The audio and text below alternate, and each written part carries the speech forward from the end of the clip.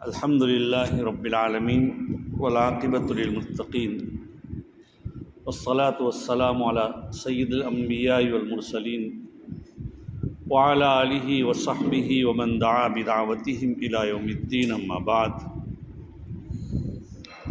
بزرگان محترم، عزیزوں، بچوں، دوستوں، جو لوگ گزشتہ ہفتے یہاں موجود تھے ان میں سے کچھ ہیں،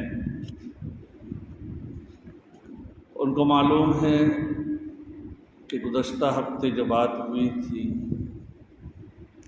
آیت کریمہ لقد من اللہ علی المؤمنین اذ بعث فیہم رسولا منہم یتلو علیہم آیاتہ ویزکیہم، اور وما ارسلناک الا رحمۃ للعالمین۔ اس بات کو پیش کیا جا رہا تھا کہ نبی اکرم صلی اللہ علیہ وسلم پوری انسانیت کے لیے بڑی نعمت تھی اور ہے۔ دیکھیے، حق تعالی شانہ نے انسان کے اوپر وقتاً فوقتاً اپنی نعمتوں کی موسلا دھار بارشیں ہر وقت، ہر آن، ہر گھڑی میں انسان پر برستی ہے، لیکن اور اس میں بھی اللہ تعالیٰ نے فرمایا وَإِن تَعُدُّوا نِعْمَةَ اللَّهِ لَا تُحْصُوهَا، اگر اللہ کی ایک نعمت کو تم گنو گے تو اس کا احصا نہیں کر سکو گے، اس کو گن نہیں پاؤ گے، صرف ایک نعمت کو، اس لیے کہ ایک میں متعدد نعمتیں نکلتی جائے گی اور اس کا احصا نہیں ہوگا، اس کا شمار نہیں ہوگا۔ لیکن اس کے باوجود بھی اللہ نے اپنی دو نعمتوں کا قرآن پاک میں ذکر کیا۔ ایک تو اسلام کی نعمت الیوم اکملت لکم دینکم واتممت علیکم نعمتی، اور دوسری لقد من اللہ علی المؤمنین، اللہ نے مومنین کے اوپر احسان کیا، یہ ایک نعمت کو شمار کیا، اور نعمتوں کو تو اللہ تعالیٰ نے شمار نہیں کرایا۔ تو اللہ کے رسول صلی اللہ علیہ وسلم پوری انسانیت کے لیے، سارے جہانوں کے لیے اللہ تعالیٰ نے رحمت بنا کر بھیجا۔ قرآن پاک میں ہے وما ارسلناک الا رحمۃ للعالمین، کہ ہم نے آپ کو پوری دنیا کے لیے رحمت للعالمین، سارے جہانوں کے لیے رحمت للعالمین بنا کر بھیجا۔ انسان کے ہر طبقے کے لیے، ہر زمانے کے لیے، ہر مقام کے لیے اللہ کے رسول صلی اللہ علیہ وسلم کو رحمت بنا کر بھیجا۔ آپ کا ہر عمل بھی رحمت ہے امت کے لیے، اور رحمت کی ایک مثال میں آپ کو دے کر بتلاؤں۔ جیسے ایک عورت کو بچے سے محبت ہوتی ہے، کیسے محبت ہوتی ہے؟ اس کو اگر کسی جگہ کوئی بچہ رو رہا ہو اور کوئی عورت وہاں سے گزرے تو اس کو اپنے بچوں سے خصوصی محبت تو ہوتی ہی ہے، لیکن کسی بچے کو رو کر روتے ہوئے دیکھیں گے تو اگر مرد بہت سارے ہو تب بھی ان کی اس طرف توجہ تک نہیں ہوگی، روتا ہوگا۔ لیکن ایک عورت اگر دیکھے گی کہ ایک بچہ رو رہا ہے تو اس کے قلب کے اندر جو ایک محبت ہوتی ہے بچوں کی، وہ موجزن ہوگی، وہ ٹھاٹھے مارتے ہوئے سمندر کی طرح اٹھے گی اور وہ پوچھے گی کہ یہ بچہ کیوں رو رہا ہے۔ نبی اکرم صلی اللہ علیہ وسلم ساری ہی انسانیت کے لیے اسی طرح رحمت بنا کر بھیجے گئے، ہر ایک کے لیے، جیسے صحابہ کے لیے تھے، اپنے گھر والوں کے لیے تھے، اس زمانے کے عرب کے لیے تھے، وہ پوری انسانیت کے لیے تھے۔ بلکہ نبی نے تو ایک مومن کو دوسرے مومن کی مثال دے کر بتلایا کہ تم بھی ایک دوسرے کے لیے کیا ہے، رحمت ہو۔ نبی اکرم صلی اللہ علیہ وسلم فرماتے ہیں المؤمن للمؤمن کالبنیان یشد بعضہ بعضا، ایک مومن دوسرے مومن کے لیے کس طرح ہوتا ہے؟ عمارت کی طرح ہوتا ہے. عمارت کی جیسے ایک اینٹ دوسری اینٹ سے ملی ہوئی ہوتی ہے، ایک اینٹ کی مضبوطی دوسری اینٹ کی مضبوطی سے ہوتی ہے، ایسے ایک مومن کی مضبوطی، ایک مومن کا بقا دوسرے مومن کے بقا سے آپس میں اس طرح ہوتے ہیں. ایک اور روایت میں نبی اکرم صلی اللہ علیہ وسلم فرماتے ہیں مثل المؤمنین فی توادہم و تراحمہم کالبنیان یشد بعضهم بعضا.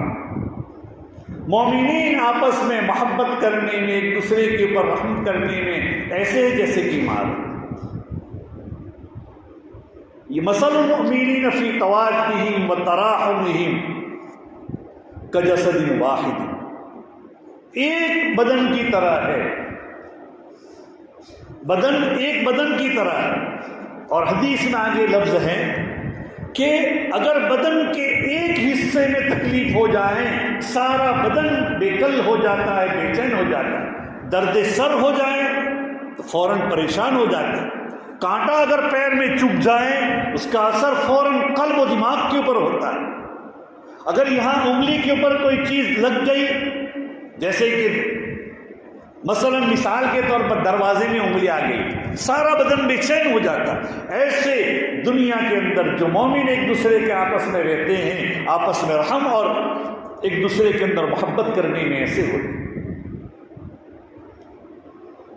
تو ایک عورت دوسری عورت کو دیکھ کر، وہ بچے کو دیکھ کر اس کا دل پسیج جاتا ہے. وہ دوسرے بچے کے درد کو سہ نہیں سکتی، اس کے رونے کو فوراً وہ بلکتا ہے تو اس کو اپنی گود میں بٹھا لے. ایسے نبی اکرم صلی اللہ علیہ وسلم کی رحمت کا عالم. دو عورتوں کا ایک واقعہ عجیب سا لکھا ہوا ہے. ایک بچہ پیدا ہوا اور وہ اس بچے کے بارے میں دو عورتیں جھگڑنے لگیں. ہمارے جو بچے علماء بنتے ہیں وہ فارسی میں پہلی کتاب جو پڑھتے ہیں حکایت لطیف، اس کے اندر لکھا ہے پہلا ہی واقعہ. یہ واقعہ لکھا ہے کہ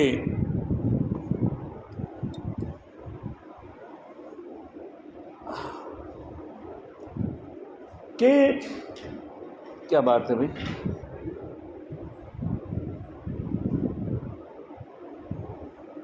ہلو، ہاں، واقعہ یہ لکھا ہے کہ مومن ارے دوزن در دفل منازعات می کردن و گواہ نداشتند، کہ دو عورتیں آپس میں جھگڑنے لگی ایک بچے کے بارے میں کہ یہ بچہ میرا ہے. دونوں یہ کہہ رہی تھی کہ میرا ہے.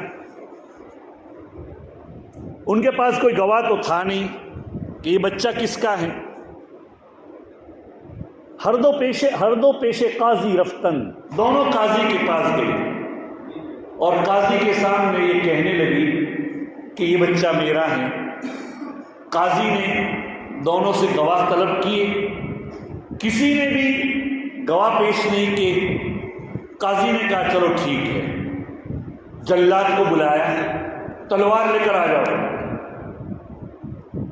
جب تلوار لے کر آیا اور کہا کہ اس بچے کے دو ٹکڑے کر دو برابر سے بیچ سے اور دونوں کو ایک ایک ٹکڑا دے دو. جب یہ فیصلہ کیا قاضی نے تو ایک عورت آہو واویلا کرنے لگی اور کہنے لگی خدا کے واسطے میرے اس بچے کے دو ٹکڑے مت کر، اس کو دے دو، اس کو دے دو. میں بچے کو قربان کرنے کے لیے تیار ہوں، اس کو دے دو دوسری عورت کو، لیکن اس کے دو ٹکڑے مت کر. قاضی سمجھ گیا کہ یہ سب اس بچے کی ماں یہ ہے، یہ نہیں، اسی کو دے دیا گیا. بہرحال یہ تو نبی اکرم صلی اللہ علیہ وسلم کی محبت کا عالم اور رحمت کا عالم تھا. آپ سارے شعبوں کے لیے، ساری انسانیت کے لیے رحمت بنا کر بھیجے گئے. گزشتہ ہفتے بات ہو رہی تھی کہ نبی اکرم صلی اللہ علیہ وسلم کی رحمت للعالمینیت کا مظہر اور بچیوں کے لیے بھی تھا. اللہ کے رسول نے ایک موقع پر فرمایا کہ من عال ابنتین او ثلاث بنات او اختین ثلاث اخوات حتی یبن او یموت عنہن کنت انا وهو کہاتین واشار باصبعیہ السبابہ والوسطی، رواہ احمد، کہ جو دو بچیوں کو پالے یا دو بہنوں کو پالے، یہاں تک پالیں یہاں تک کہ وہ ان سے علیحدہ ہو جائیں، یعنی ان کی شادی ہو جائے، وہ اپنے گھر کو آباد کر لیں، یا یہ کہ ان کا انتقال ہو جائے۔ اور بعض روایات میں یہاں تک آتا ہے کہ ان کو ذلیل و خوار نہ کرے، ان کے ساتھ ایسا ہی سلوک کرے جیسے کہ اپنے نرینہ اور مذکر بچوں کے ساتھ کرتا ہے، لڑکوں کے ساتھ کرتا ہے، تو وہ اور میں قیامت میں اس طرح ہوں گے۔ یہ نبی اکرم صلی اللہ علیہ وسلم بیٹیوں کے لیے رحمت بنا کر بھیجے گئے۔ اور مثال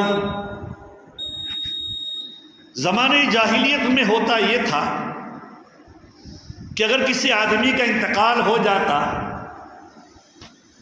تو اس کی جو نرینہ اولاد ہے اس کو ہی میراث ملتی تھی، اس کی جو میل اولاد ہے فیمیل کو نہیں ملتی تھی، نرینہ کو ملتی تھی، جو مؤنث اولاد ہیں لڑکیاں ہیں ان کو نہیں ملتی تھی میراث۔ ہوا یہ کہ نبی اکرم صلی اللہ علیہ وسلم کی بعثت مبارکہ ہوئی اور ایک صحابی حضرت سعد ابن ربیع رضی اللہ تعالی عنہ، ان کے والد غزوہ احد میں اللہ کے راستے میں شہید ہو گئے تھے۔ تو واقعے کے مطابق ان کی دو بیٹیاں تھیں، بیوی تھی، تو نہ عورتوں کو ملتا تھا، یعنی مرنے والے کی بیوی کو ملتا تھا، نہ اس کی مؤنث اولاد کو ملتا تھا۔ اس مرنے والے کی دو بیٹیاں تھیں اور ایک عورت تھی، بس ان کو نہیں ملا۔ قربان جائیے ایسی عورتوں کو کہ جن کے لیے اللہ کی طرف سے کیا ہے احکام نازل ہوئے۔ تو وہ سعد ابن ربیع کی عورت، مسند احمد کی روایت ہے کہ جاءت امرات سعد ابن ربیع الى رسول اللہ صلی اللہ علیہ وسلم بابنتیها من سعد، سعد ابن ربیع رضی اللہ تعالی عنہ کی عورت اللہ کے رسول صلی اللہ علیہ وسلم کی خدمت اقدس میں آئی، کہا کہ یا رسول اللہ ہاتان ابنتا سعد ابن الربیع قتل ابوہما معک فی احد شہیدا وان عمہما اخذ مالہما فلم یدع لہما مالا ولا ينکحان الا ولہما مال۔ شکایت کرتے ہوئے آئی اللہ کے رسول، اس کا والد آپ کے ساتھ غزوہ احد میں اپنی جان قربان کر چکا ہے، اپنی دو بیٹیاں چھوڑ کر گیا ہے،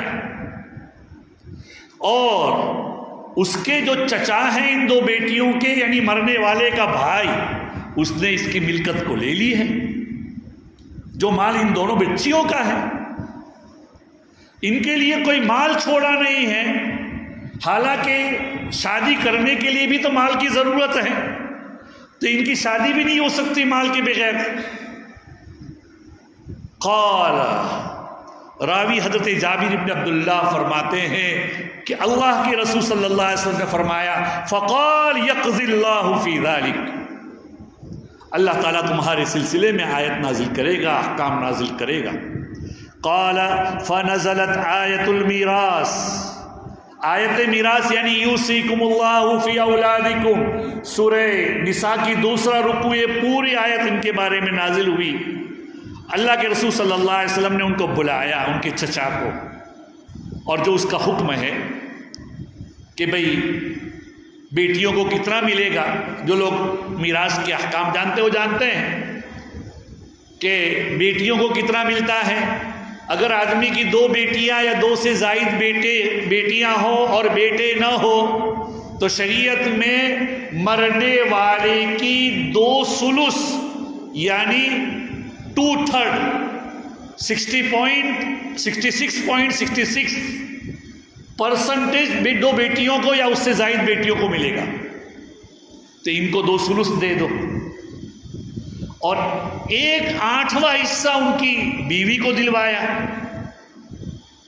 اور جو ما بقیہ مال بچا اس کے بعد جو مال بچا ہے وہ مال اس چچا کو ملا۔ یعنی جیسے کہ میراث کے جو قاعدے جانتے ہیں اس کے مطابق مرحوم کی اس واقعے میں 24 حصے کیے جائیں، 24 حصے کیے جائیں، اس میں سے 16 حصے 2 بیٹیوں کو دے دیے گئے ہوں گے، اور 8واں حصہ یعنی 3 حصے اس کی ماں کو یعنی مرنے والی کی بیوی کو دے دیا گیا۔ 19 حصے ہو گئے، جو ماں بقیہ 5 حصے بچے اس کے چچا کو کہا کہ تم لے لو بطور عصبہ کے۔ لیکن ہر حال میں چچا کو ملتا نہیں بھائی، ہر ایک واقعہ شریعت میں الگ الگ ہوتا ہے۔ مرنے والے کی اولاد کیسے ہوگی، کون کون وارث ہیں، اس کے مطابق تو نبی اکرم صلی اللہ علیہ وسلم ان کے لیے بھی کیا رحمت بن کر آئے۔ نبی نے بھائی ایسا بھی ہوتا ہے، بعض مرتبہ ایک بیٹی شادی ہو گئی، نکاح ہو گیا، سب کچھ ہو گیا، اور وہ بیٹی چلی گئی اپنے شوہر کے یہاں، وہاں کوئی حال پیش آیا، اس کا شوہر کا انتقال ہو گیا، بیوہ ہو گئی، کوئی نظام نہیں ہے بیچاری کا، یا اس کے شوہر نے کسی وجہ سے اس کو طلاق دے دی، الگ ہو گئی، ایسوں کے لیے بھی نبی اکرم صلی اللہ علیہ وسلم رحمت بنا کر بھیجے گئے، اور ان کے لیے بھی نبی اکرم صلی اللہ علیہ وسلم کی رحمت کا کیا ہے مظاہرہ ہوا۔ حدیث میں آتا ہے ان سراقۃ بن مالک الا ادلکم علی افضل الصدقہ، ارے میں تمہیں بہترین صدقہ نہ بتلاؤں، ابنتو کی مردودۃ الیک لیس لها کاسب غیرکی، تیری بیٹی جو تیرے پاس لوٹ آئی ہے، تیرے علاوہ اس کا کوئی کمانے والا، اس کا کوئی نگرانی کرنے والا نہیں ہے، تو یہ تیرے لیے بہترین صدقہ ہے، اس کے لیے خرچ کرنا یہ تیرے لیے بہتر۔ تو نبی اکرم صلی اللہ علیہ وسلم گویا کہ ایک بیٹی کے لیے اس طرح رحمت بنا کر بھیجے گئے، ماں کے لیے بھی اللہ کے رسول صلی اللہ علیہ وسلم رحمت بنا کر بھیجے گئے۔ نبی اکرم صلی اللہ علیہ وسلم نے فرمایا الجنت تحت اقدام الامہات، جنت ماؤں کے پیر کے نیچے۔ ایک اور روایت میں ہے تو اس دروازے کو، یہ ایک اور روایت میں ہے کہ باپ جنت کا دروازہ ہے، تو اس کو ضائع کر دیں یا اس کو کیا ہے سنبھال کر رکھ، او کما قال علیہ الصلوۃ والسلام۔ تو ماؤں کے لیے بے اور رحمت بنا کر بھیجا گیا۔ قرآن پاک میں بھی یہ ہے وَوَصَّيْنَا الْإِنسَانَ بِوَالِدَيْهِ إِحْسَانًا، ہم نے انسان کو وصیت کی کہ اپنے والدین کے لیے کیا ہے اچھا سلوک کر۔ ایک اور جگہ پر ہے کہ تیرے والدین اگر مشرک ہیں تب بھی ان کے ساتھ اچھا سلوک کر۔ وَإِن جَاهَدَاكَ عَلَىٰ أَن تُشْرِكَ بِي مَا لَيْسَ لَكَ بِهِ عِلْمٌ فَلَا تُطِعْهُمَا وَصَاحِبْهُمَا فِي الدُّنْيَا مَعْرُوفًا وَاتَّبِعْ سَبِيلَ مَنْ أَنَابَ إِلَيْكَ۔ اللہ کے رسول صلی اللہ علیہ القرآن پر کہتا ہے کہ تیرے والدین اگر بدقسمتی سے مشرک ہیں اور اللہ نے تجھے ایمان کی دولت نصیب کی ہے، تیرے والدین تجھے اگر مجبور کریں کہ تو مشرک بن جا، تو ایمان چھوڑ دے، تو ان کی فرما برداری مت کر۔ اسی کو اللہ کے رسول نے ایک موقع فرمایا لا طاعت لمخلوق فی معصیت الخالق، کسی بھی مخلوق کی اطاعت اللہ کی نافرمانی میں جائز نہیں، چاہے وقت کا بڑا عالم ہو، چاہے وقت کا بڑا بزرگ ہو، اگر وہ شریعت کے حکم کے خلاف کوئی بات کہیں تو ان کی بات نہیں مانی جائے گی۔ اور دیکھیے ماں باپ تو ماں باپ ہیں، لیکن اگر وہ شرک پر مجبور کریں ان کی بات نہ مانو، فلا تطیعہما، لیکن قرآن آگے کیا کہتا ہے وَصَاحِبُهُمَا فِي الدُّنْيَا مَعْرُوفًا، تیرے دنیا میں آنے کے سبب یہی ہے تو دنیا میں ان کے ساتھ اچھا سلوک کر۔ یہ ہے قرآن کی تعلیم۔ اسی طریقے سے اللہ کے رسول صلی اللہ علیہ وسلم بیویوں کے لیے بھی رحمت بنا کر بھیجے گئے کہ شوہر کو کہا گیا خیرکم خیرکم لاہلی، تم میں سے بہتر وہ ہے جو اپنے اہل و عیال کے لیے بہتر ہے، تم میں سے بہتر وہ ہے جو اپنے اہل و عیال کے لیے بہتر ہے، وَأَنَا خَيْرُكُمْ لِأَهْلِي، اور میرا بھی اپنی بیوی کے ساتھ اچھے سے اچھا سلوک ہوتا ہے۔ تو یہ نبی اکرم صلی اللہ علیہ وسلم کی رحمت للعالمینیت کا مظہر عورتوں کے حق میں بھی ظاہر ہوا، شوہر کے حق میں بھی رحمت للعالمین کا مظہر کیا ہے ظاہر ہوتا ہے۔ نبی اکرم صلی اللہ علیہ وسلم نے فرمایا، ایک موقع پر اللہ کے رسول صلی اللہ علیہ وسلم فرماتے ہیں ان عائشہ رضی اللہ تعالی عنہا ان رسول اللہ صلی اللہ علیہ وسلم قال لو امرت احدا ان يسجد لاحد لامرت المرأة ان تسجد لزوجها، اگر میں کسی کو حکم کرتا کہ کسی کے سامنے سجدہ کریں، حالانکہ اللہ کے علاوہ کسی اور کو سجدہ جائز نہیں ہے، لیکن بالفرض و محال اگر میں کسی کو حکم دیتا کہ کسی کو سجدہ کریں تو میں عورت کو حکم دیتا کہ اپنے شوہر کو سجدہ کریں۔ آگے اللہ کے رسول صلی اللہ علیہ وسلم فرماتے ہیں وَلَوْ أَنَّ رَجُلًا أَمَرَ امْرَأَتَهُ أَن تَنْقُلَ مِنْ جَبَلٍ أَحْمَرَ إِلَى جَبَلٍ أَسْوَدَ وَمِنْ جَبَلٍ أَسْوَدَ إِلَى جَبَلٍ أَحْمَرَ لَكَانَ نَوْلُهَا أَن تَفْعَلَ، کہ اگر شوہر بیوی کے اوپر شوہر کا کتنا حق ہے، اگر شوہر اپنی بیوی کو حکم دے کہ کالے پہاڑ کی مٹی سرخ پہاڑ پر منتقل کرے اور سرخ پہاڑ کی مٹی کالے پہاڑ پر منتقل کرے تو اس کے لیے یہ کرنا بہتر ہے، یہ شوہروں کا۔ تو نبی اکرم صلی اللہ علیہ وسلم کا رحمت للعالمین ہونے کا مظہر، گویا کہ اس کے نمونے، اس کے سارے ہی انسانیت کے لیے اللہ کے رسول صلی اللہ علیہ وسلم کیا رحم بنائے گئے، بڑوں کو چھوٹوں کے لیے اور چھوٹوں کو بڑوں کے لیے رحم کرنے کا حکم دیا گیا۔ اس کا مظہر بھی اس میں ظاہر ہوا ہے۔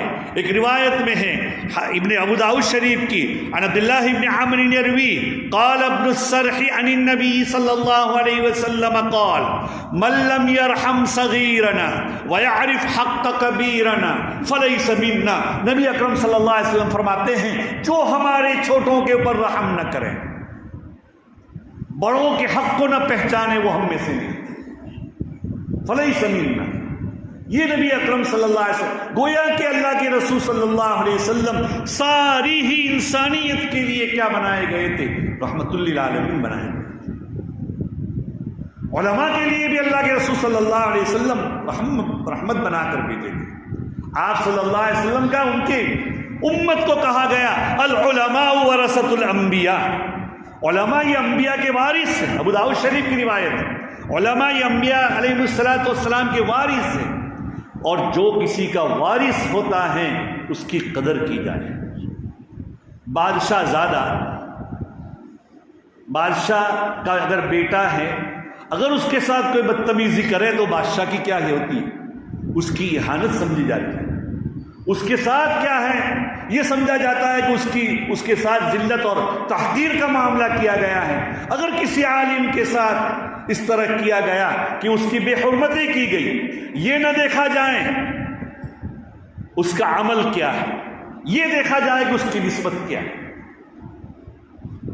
آج ہم اور آپ معمولی واسطے میں علماء کے اوپر طنز کستے ہیں، حالانکہ علامہ جزری نور اللہ مرقدہ فرماتے ہیں اتقوا من لحوم العلماء فإن لحومهم مسمومة، علماء کے گوشت خوری سے بچو، اس لیے کہ جو آدمی کسی کی غیبت کرتا ہے تو اس کا گوشت کھاتا ہے۔ علماء کے گوشت خوری سے بچو، ان کا گوشت زہر آلود ہے، وہ تمہیں تمہاری یہ موت حقیقی موت نہیں موت دے گا، تمہارے ایمان کو مرنے کا ذریعہ بن سکتا ہے، سوء خاتمہ کا کیا ذریعہ بن سکتا ہے۔ تو نبی اکرم صلی اللہ علیہ وسلم علماء کے لیے بھی رحمت بنا کر بھیجے گئے۔ آپ نے امت کو تعلیم دی، طلباء کے لیے نبی اکرم صلی اللہ علیہ وسلم رحمت بنا کر بھیجے گئے۔ طلباء کے بارے میں اللہ کے رسول صلی اللہ علیہ وسلم فرماتے ہیں، من کان فی طلب العلم کانت الجنت فی طلبہ، کہ جو آدمی علم کی طلب میں رہتا ہے جنت اس کی طلب میں رہتا ہے۔